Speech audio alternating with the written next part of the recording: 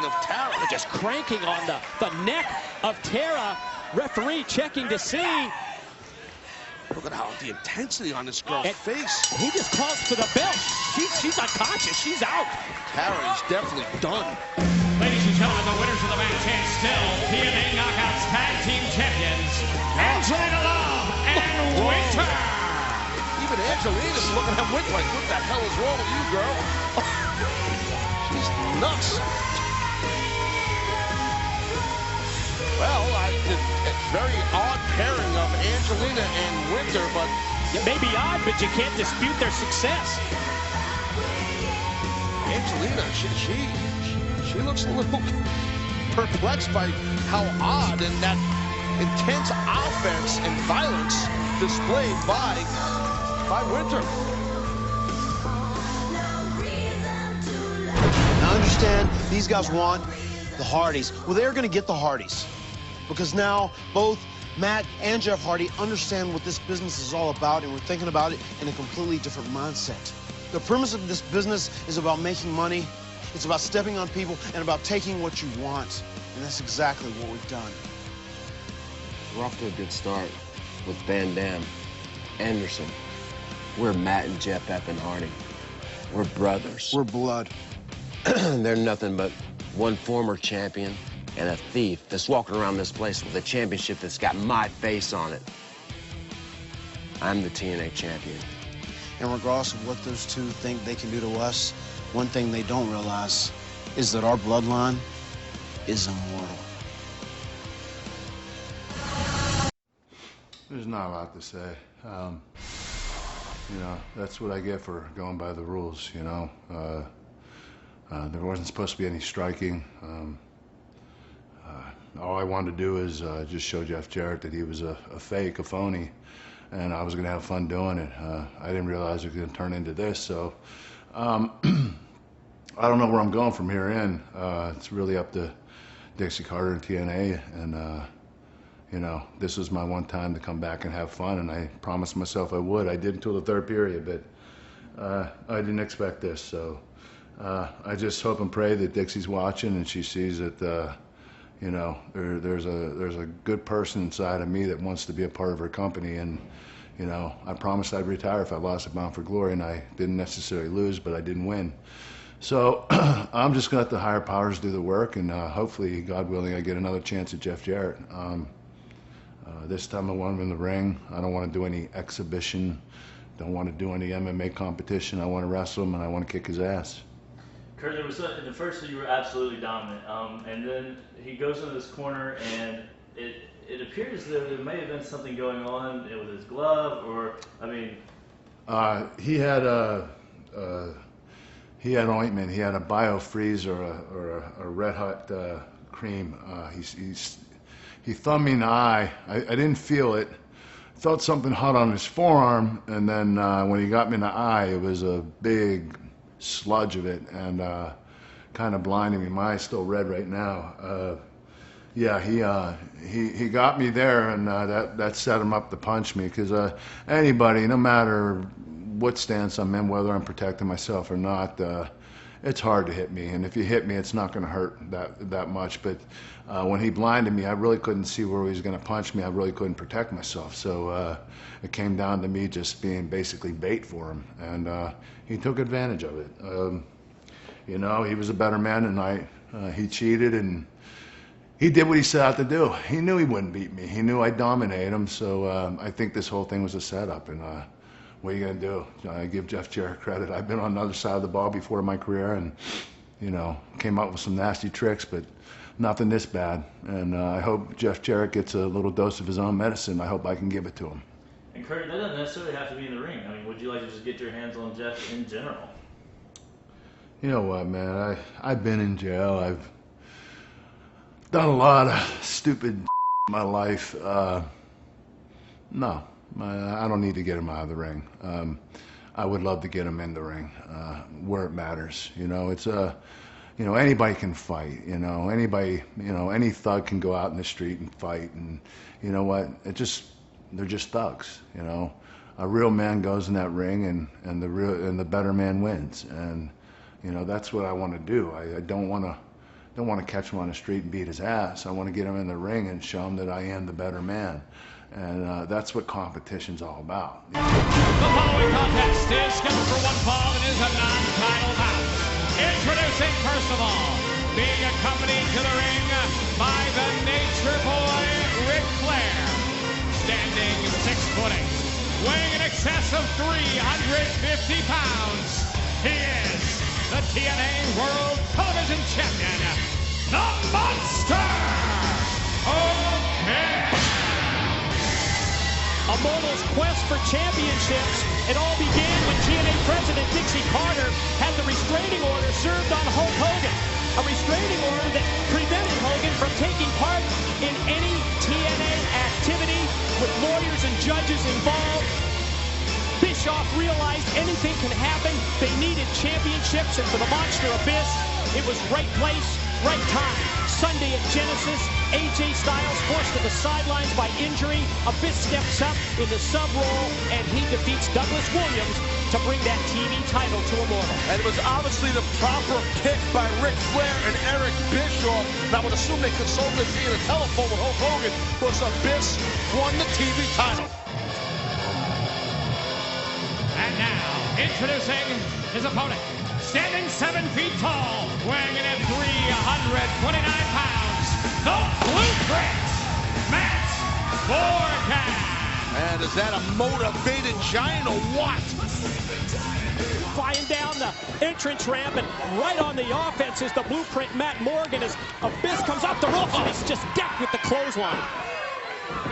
I mean, usually Matt Morgan, when he's competing against someone or Abyss, they both usually have that size advantage. But I'll tell you what, this one's pretty close. I actually think Matt Morgan might have a few, inches on Abyss, but Abyss would have that body weight advantage. The familiar offense of the Blueprint Matt Morgan with those rapid-fire right and left elbows, so effective here against the Monster Abyss. Those headbutts. Oh, yeah. Wow. Look at the intensity, how amped up the Blueprint Matt Morgan is. Matt realized, we heard him at the top of the show, he's disappointed in himself. And I don't blame him. I mean, he had a great opportunity to be the #1 contender, and it didn't happen for him. Well, it just looked like the Blueprint was setting up for the carbon footprint. You saw the distraction from Ric Flair from outside, and all of a sudden, the Monster Abyss has taken over. Big right hands to the top of the head. It drops Morgan in the corner. Well, that slight distraction, as you pointed out, by the Nature Boy Ric Flair towards Matt Morgan was definitely enough of an opening for Abyss to take advantage and control in this match. We've been talking about it all night, and it's on deck. The reunion of Matt and Jeff Hardy. Hardy brothers tonight, tag team action against the new world champion, Mr. Anderson, and RVD as Abyss connects. What a clothesline. Big time power behind that intense clothesline by the Monster Abyss. It's almost like right now, I mean, if I'm Abyss, I wouldn't waste any time. I mean, because Matt Morgan, he's in great condition. He can recoup rather quickly. Look at this blatant chokehold. That's a wear down tactic. It works. Right in front of the referee, and Abyss exploiting the 5 count from our senior official, Earl Hebner, and then right back on the offense. Yeah, well, Matt Morgan definitely behind the 8 ball right now. Abyss in complete control, and that just, man, just throw Matt Morgan's throat right against a second rope. You know how tight the ropes are. Whoa, what a cheap shot from outside by Flair. Dirtiest player in the game, and that's why. Oh, yeah, how quick. Flair saw that little opening while referee Earl Hebner had his back turned to back off Abyss, and bam, like you said, Flair drilling Morgan. And just remember, it wasn't too long ago that Matt Morgan was Ric Flair's insurance policy for Fortune, for Immortal, you know what I'm saying? Hand-picked by Flair.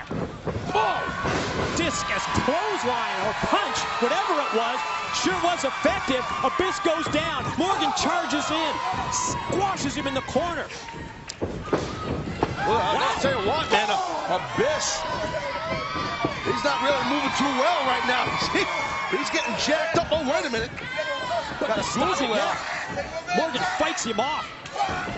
Big-time elbows to the side of the head with these two big men. Just giant carbon footprint. 7-footer drops the 350 monster. Whoa, Flair has got the leg of the referee preventing Earl Hebner from making the count. Morgan's got the win right here. and he banned him in the non-title match. So Earl had his credit. He kept himself in the match. The winner of the match, the Blueprint, wait a minute. Yeah, looked like thumbed the eye or something of Matt Morgan. Oh, now that's Rob Terry. That's the new enforcer of a mortal. Oh my God! Look at Flair. He's in. Oh, Flair in trouble, but it's the freak Rob Terry.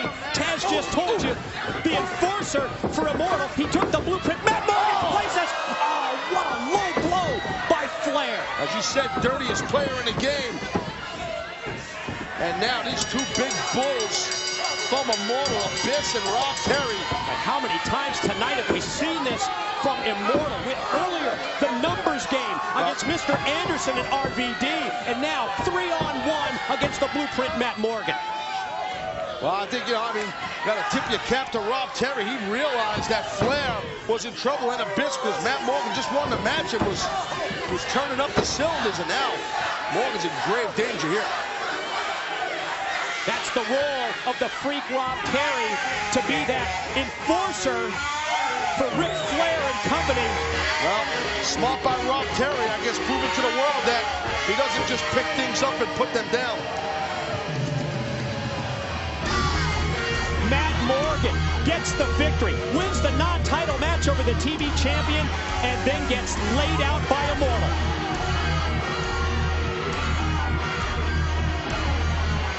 Hardy Brothers join forces again. They haven't teamed in 3 years, but tonight they meet the new TNA World Heavyweight Champion, Mr. Anderson, and RVD.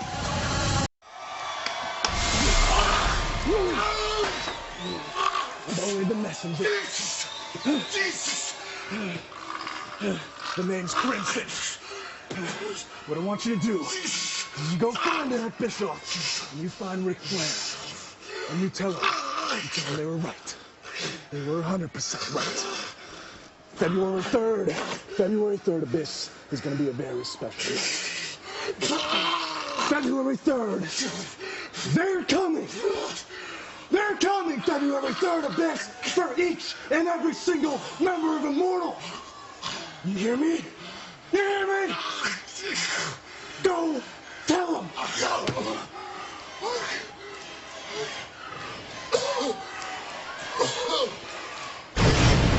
Ladies and gentlemen, for those who might have missed it, 2 weeks ago we saw the debut of Amazing Red's brother. We just learned that his name is Crimson, but who's he a messenger for? Mike, I have no clue, but once again, I guess we find ourselves saying, who's they? Hey, that's what he said, right? Tell Immortal.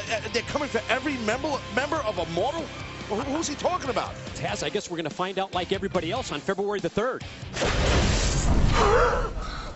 Today, okay, we've got a plan. We're on the same page. Eric, excuse me. Eric, I gotta talk to you. There's something you need. I'm a little busy right now. Can you tell? I'm sorry, Eric, but there's something I need to tell you. You need to hear Abyss, I'll listen to you. He's talking to the Hardys. Just step aside, all right? We'll get to it. Get a lozenge. Guys, February 3rd. That's the date. Jeff Hardy, you get your title back. You become the TNA World Heavyweight Champion once again. Hulk Hogan is going to overcome this legal nonsense that we're having to deal with Dixie Carter, and Immortal is back in control. But it all starts tonight. The Hardys take care of RVD and Anderson. Eat them alive. Take them apart, piece by piece. Have your fun. Just get it done. Hardy's looking as old as they can look. You know that? Hardy's looking as old as they can look. You know that? Get it done, guys. Hey, guys. Get it done. We got it. Get it done. Tonight it starts. February 3rd. Eric. Listen to me. I have something important to tell you. Somebody, I don't know who, just grabbed me. And they said on February 3rd, they're coming. Who's they? That was us. He said that they're coming on February 3rd. Okay. You're having They are here. They Immortal. Yeah, We're here. But this guy says they're coming. Enough. You're having a little bit of a flashback. Just breathe deep. Breathe deep. Breathe deep. You're good. You're good. Okay? We'll get back with you. Rick. Yeah. February 3rd. Yep. It's all ours again. Gonna go home again? Yeah. We'll finish up after they take care of RVD and Anderson.